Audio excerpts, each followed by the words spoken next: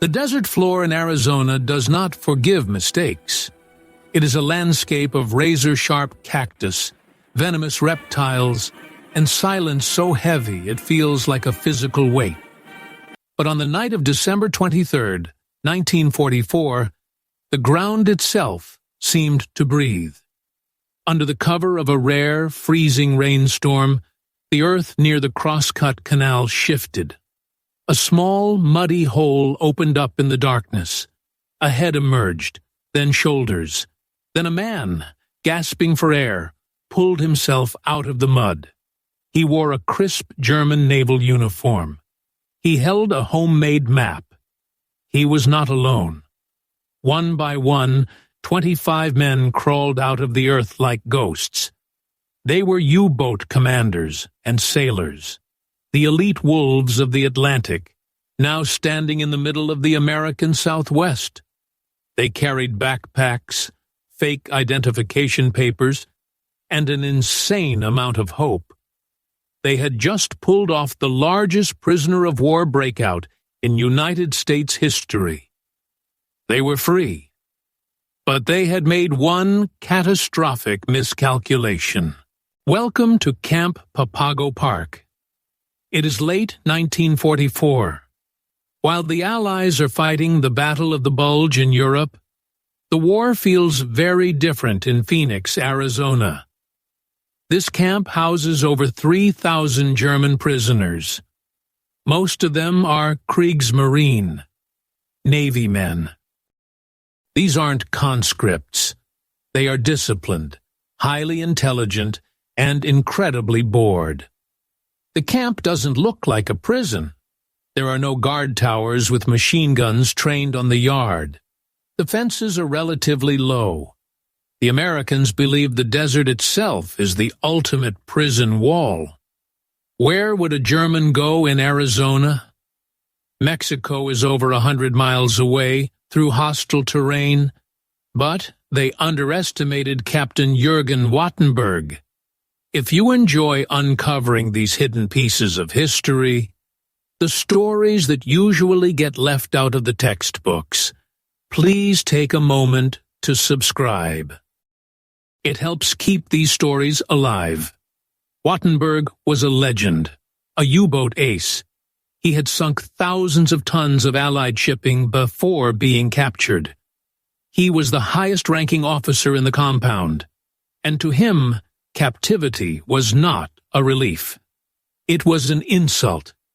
He looked at the American guards with a mixture of amusement and disdain. He didn't see a prison. He saw a tactical problem waiting to be solved. According to his later accounts, the plan didn't start with a shovel. It started with a blind spot. He noticed that the guards never patrolled the area between the prisoner barracks and the bathhouse after dark. It was a small gap in the routine. But for a submarine commander used to calculating torpedo trajectories, a small gap was all he needed. He wrote in his private notes, "We are not criminals behind bars.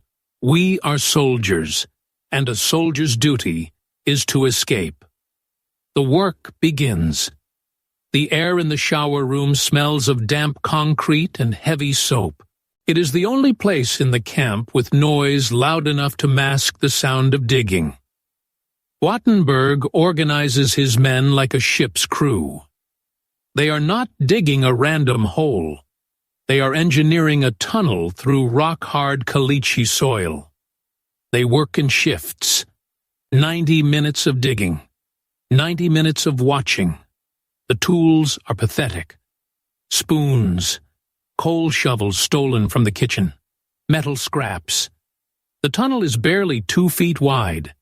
It is a suffocating dark throat extending 178 feet toward the canal. Inside, the air is stale. A man has to crawl on his stomach, scraping away the earth inch by inch. There is no light, just the sound of your own breathing and the terrifying scrape of metal on stone. One digger, a young sailor named Gunther, pauses. he hears a rhythmic thumping above his head. Thump, thump, thump. It is the boots of an American guard walking his beat. The ceiling of the tunnel is only a few feet below the surface. If the ground caves in now, Gunter will be buried alive. Or shot. He freezes. He holds his breath until his lungs burn. The footsteps fade away. "Keep moving," a voice whispers from behind him. "The air is bad," Gunter whispers back. "The surface is closer. Dig." They had to hide the dirt. Tons of it. This is where Wattenberg's genius came in. He didn't just dump it in the yard. The prisoners asked the Americans for permission to build a Faustball court, a German game similar to volleyball. The Americans, happy to keep the prisoners busy, agreed. Every day, the Germans carried pockets full of fresh dirt from the tunnel and spread it onto the Faustball court. They leveled it.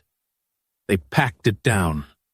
The guards watched them, smiling, thinking the Germans were just exercising.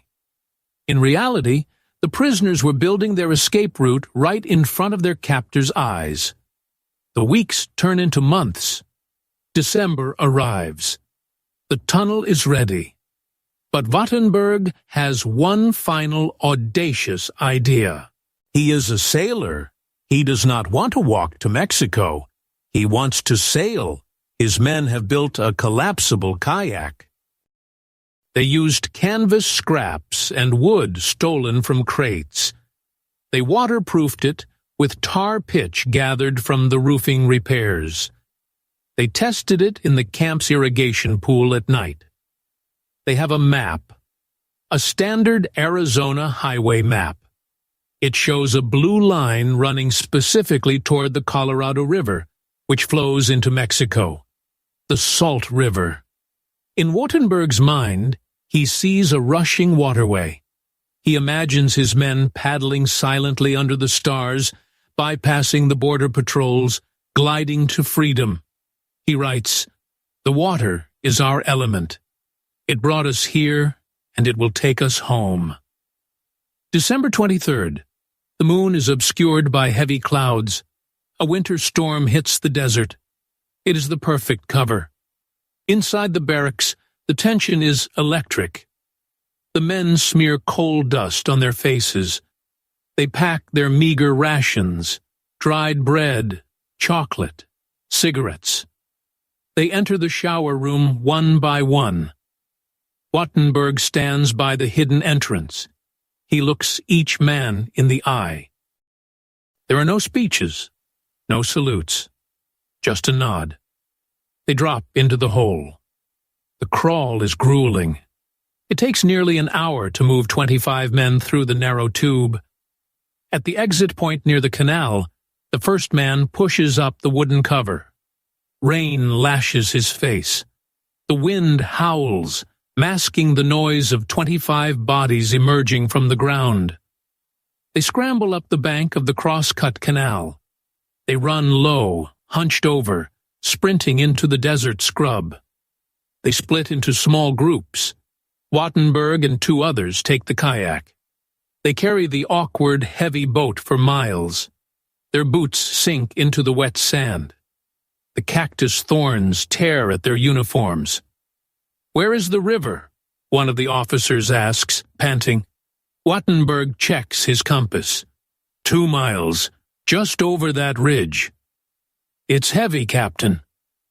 "Freedom is heavy. Move." They crest the ridge. They look down into the Salt River bed, and their hearts stop. There is no water. The map showed a blue line, but the map didn't explain that. In Arizona, rivers are dry for 11 months of the year. The Salt River is nothing but a wide, rocky trench of dust and boulders. There is no current to carry them, no easy route to Mexico. They are standing in the middle of a hostile desert with a canvas boat that is now useless dead weight. This is the moment the plan shatters. Wattenberg stares at the dry rocks. For a moment, the great commander looks small. The absurdity of it crashes down on him. They built a submarine in the sand. He doesn't scream. He doesn't throw the map. He simply drops the kayak. "Leave it," he says. His voice is flat. "Sir?" We walk. The next few weeks are a strange game of hide-and-seek. The escape triggers a massive manhunt. The FBI, the Army, and local sheriffs scour the desert. The newspapers scream the headline, "German submariners loose in Arizona." But it isn't a violent rampage. It's a slow disintegration. The desert is cold at night, freezing. The men have no shelter. Their food runs out in days. One by one, the groups give up. Some are caught by cowboys. Some walk into small towns and simply sit down at diners, waiting to be arrested. They are hungry, tired, and realize that the sheer size of America is a prison they cannot escape. But Wattenberg refuses to yield. He and two subordinates find a shallow cave in the Superstition Mountains. They hide there, watching the search parties move below them. They live like scavengers. They eat whatever they can find. Wattenberg maintains discipline even in the cave. They shave.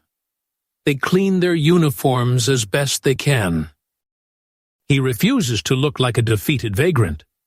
In his journal, he notes the beauty of the desert sunrise, even as his stomach twists with hunger. He writes about the irony of it all. He is a master of the ocean, trapped in a sea of sand. January 24th, 1945. More than a month has passed. Most of the men are back in the camp. The guards are baffled. How is the captain still out there? Is he in Mexico? Is he dead? Wattenberg is out of food. His men are weak. He knows the game is over, but he wants to end it on his terms. He waits until nightfall. He leaves the cave and walks toward the city of Phoenix. He doesn't surrender to a patrol. He doesn't wave a white flag in the desert. He walks into the city. He finds a restaurant. He eats a meal. And then he supposedly asks a street cleaner for directions. He is arrested shortly after. When he is brought back to Camp Papago Park, he is thin, but his head is high. The American camp commander expects a broken man. Instead, Wattenberg looks at him with a strange satisfaction. "You have a big country," Wattenberg says. "And you have a long walk back to your bunk," the American replies. There was no massacre, no execution. In a different war, or on a different front, these men might have been shot for escaping. But here there was a grudging respect. The American guards were almost impressed. The tunnel was a masterpiece of engineering. The sheer audacity of dragging a boat through the desert became a local legend. The escapees were put on bread and water for a few weeks. But that was it. According to official records, not a single person was killed or seriously injured during the entire Great Papago escape. It remains the largest breakout from an Allied POW camp during the war. The kayak was never used. It rotted in the desert sun for years before vanishing into history. If you want more forgotten stories of real people who lived through World War II, subscribe. This channel exists to bring their voices back. War is usually defined by blood and fire, but sometimes it is defined by the human spirit's refusal to sit still. 25 men dug through stone to sail a dry river. They failed to reach Mexico. But for a few weeks under the Arizona stars, they were not prisoners. They were sailors again. And that was enough.